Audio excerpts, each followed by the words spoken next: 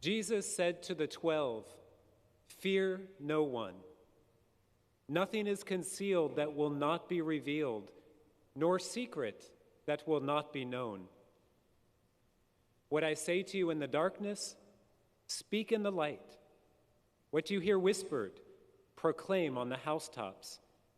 And do not be afraid of those who kill the body, but cannot kill the soul.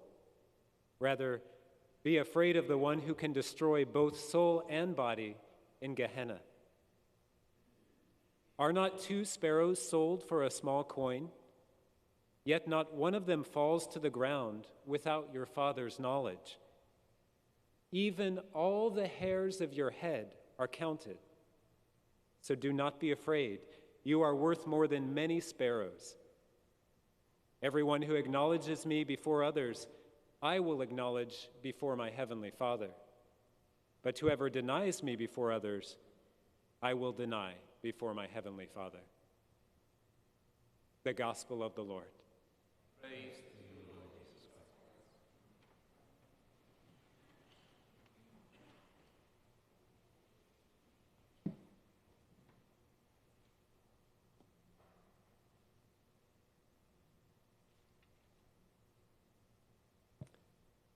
So, brothers and sisters, there are questions that are life-changing questions.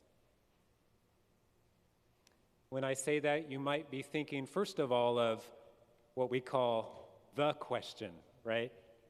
He popped the question, "Will you marry me?" Talk about a life-changing question, right? However that question is answered, from there on after, the relationship between that man and woman is changed. A life-changing question.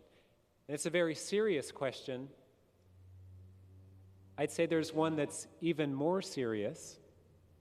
And we might have pondered this on our own, or maybe in some context that may have been asked of us before. It's a bit of a scary question. And the question is, what am I willing to die for? What am I willing to die for? And if we prayerfully ponder this question, I think it can reveal a lot about ourselves. It can show us where our deepest loves are and what we're most committed to. Think about that question this week, sometime when you're in a quiet place. What am I willing to die for? You know, as Catholics, we would hope that however we answer that question, that it would all ultimately lead back to Jesus Christ and his church, our Catholic faith. In our church, we hold in special esteem those saints who have been killed for the faith. We call them, as you know, martyrs.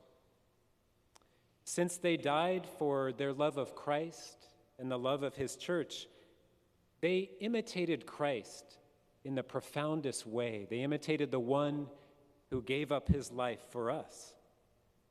And they embody in their own flesh, they put into visible practice that counsel of Jesus. No one has greater love than this, than to lay down his life for his friends. We know how the martyrs answered the question, what are you willing to die for? And for them, it wasn't a what, it was a who.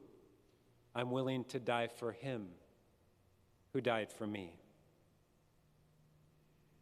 Turning to our gospel today, we're right in the middle of this section, Matthew chapter 10, where Jesus is giving his apostles instructions before sending them out.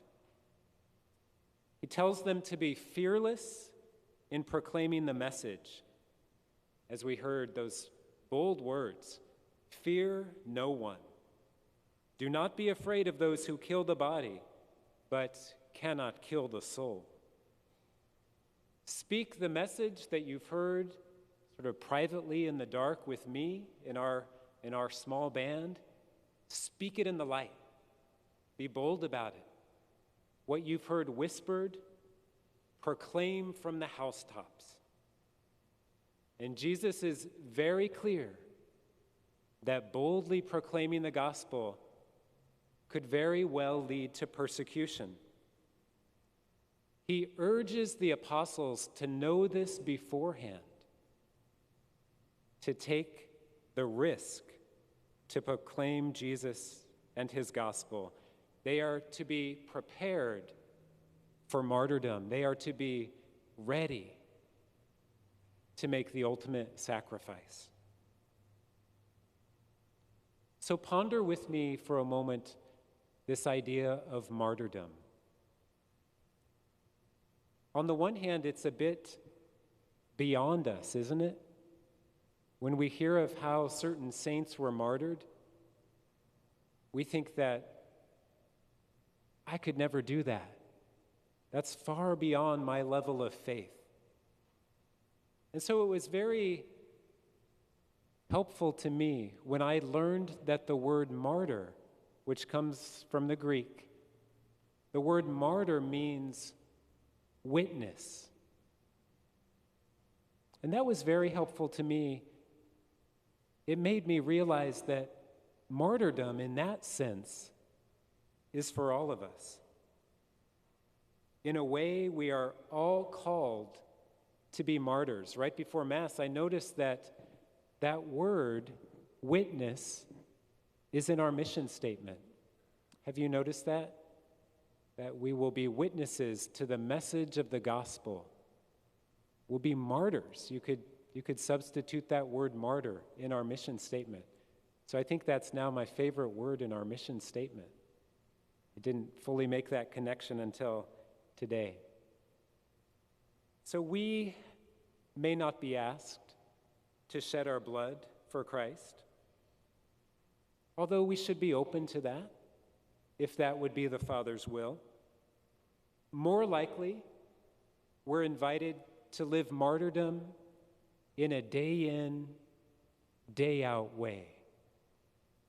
St. Paul had some words to this, and I think it was in the Corinthians, his second letter, where he said to the Corinthians, I will gladly spend and let myself be spent for your sake.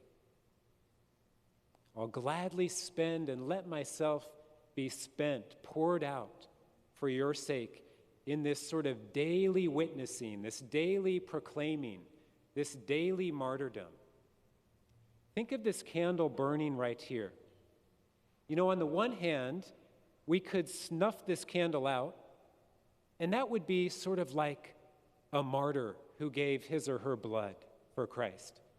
The candle is just completely ended, right? The life is just completely ended. The flame has gone out.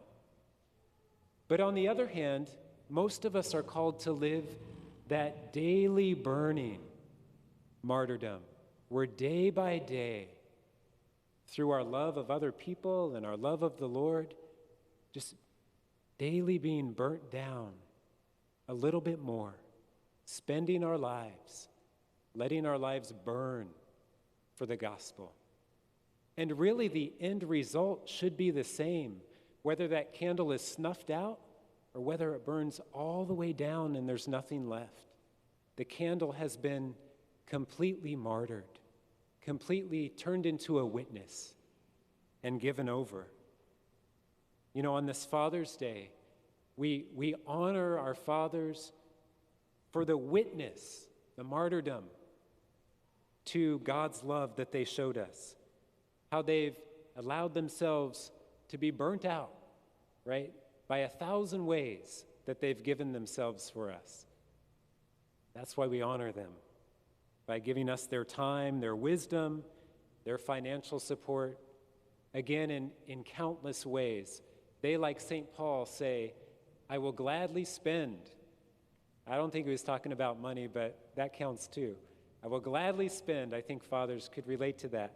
I will gladly spend and let myself be spent for your sake. Maybe this word martyrdom is too heavy for us. We should remember that there's no way that we can be witnesses or martyrs on our own strength. Think of this candle again. You know, this candle is a beautiful witness. It shines. But it didn't set itself on fire. It got the flame from some other source, right? And the same with us. We'll never be able to shine Christ's light and to witness and to be a martyr unless we've first received the flame of Christ's love. And having received that, having encountered Christ in love so deeply, our hearts will be set on fire. And then we'll be empowered to be whatever kind of martyr, as a mother, as a father, as a worker, as a young person, however we're called to give that shining witness to Christ. You know, there's a paradox in being a martyr.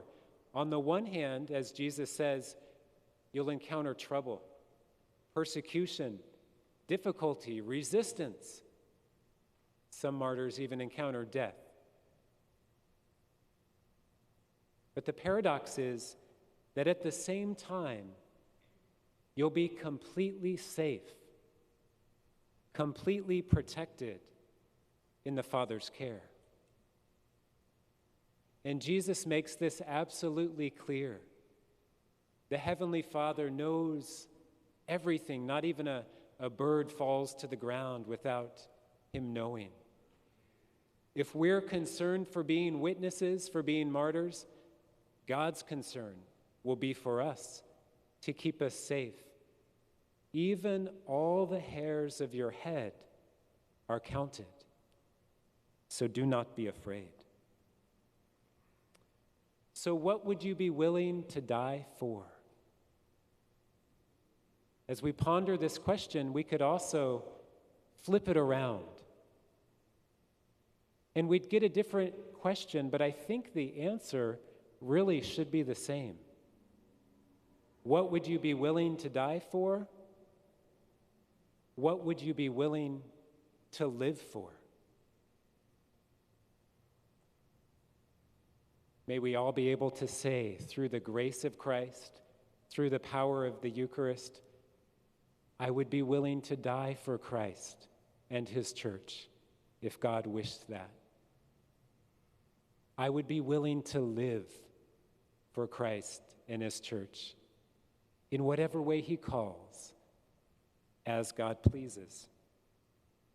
Either way, I'm empowered by those bold words of Jesus, fear no one, as I go, and with my life, my words, my actions, my choices, become His martyr, His witness, His proclaimer.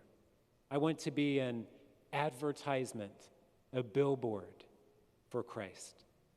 We're all called to that. So I greet you, dear martyrs.